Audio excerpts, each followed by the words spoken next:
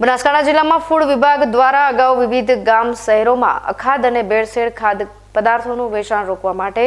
જુદી જુદી દુકાનોમાંથી ખાદ્ય પદાર્થોના સેમ્પલ લેવાયા હતા, જે પૈકી તેલ, ઘી, કેરી, રસ,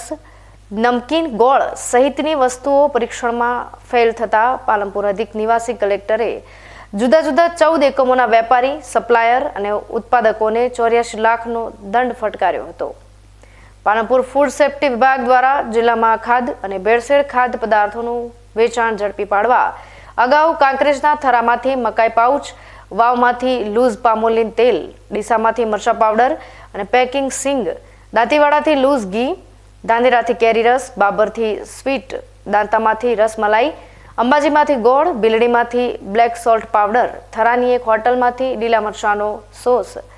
ડીસા અંબિકા ચોકની દુકાનમાંથી લૂઝ પનીર, છાપીમાંથી બ્લેક સોલ્ટ પાવડર, રજોસણાની દુકાનમાંથી તેલના સેમ્પલ લેવામાં આવ્યા હતા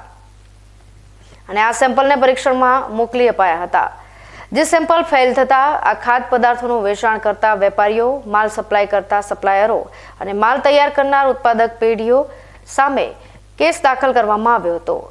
જે કેસો પાલનપુર અધિક નિવાસી કલેક્ટરની કોર્ટમાં ચાલી જતા કોર્ટે ભેળસેળ તેમજ અખાદ્ય પદાર્થોનું વેચાણ અને ઉત્પાદન કરતી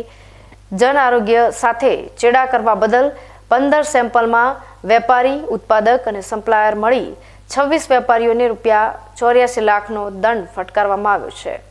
જેને લઈ અખાદ્ય અને ભેળસેળ ખાદ્ય પદાર્થોનું ઉત્પાદન અને વેચાણ કરતા વેપારીઓમાં ફફડાટ વ્યાપ્યો છે।